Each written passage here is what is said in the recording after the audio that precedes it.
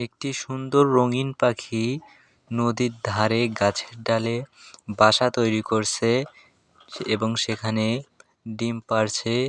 তো প্রতিদিন একটি করে ডিম পাড়তো, ধীরে ধীরে অনেকগুলো ডিম হয়ে গেল। এখন সেই ডিমগুলোকে তা দেবে, আর এখন তার খিদা লেগেছে, সে খাবার খাওয়ার জন্য চলে যাচ্ছে। সেখানে খাবার অনেক ছিল, সে সেখানে খাবার খাচ্ছে। খাবার খাওয়া শেষে আবার সে তার বাড়িতে চলে আসছে। বাসায় ফিরে দেখতে পেলে একটি কুমির তার বাসার দিকে তাকিয়ে আছে। মনে হচ্ছে তার ডিমগুলো খেতে এসেছে। সে পাখিটাকে দেখে কুমিরটি চলে গেল। চলে যাওয়ার পর পাখিটি চিন্তা করলো যে আমার ডিম খেয়ে নিবে না তো।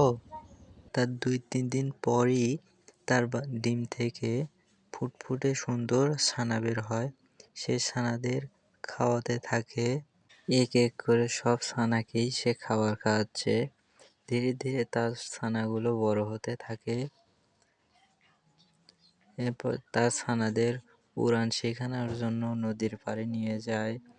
ধীরে ধীরে উড়ন শিখে যায় এবং 4 জন তার সাথে সাথে উড়তে থাকে। আরো মজার মজার ভিডিও পেতে চ্যানেলটি সাবস্ক্রাইব করুন, ভিডিওতে লাইক দিন।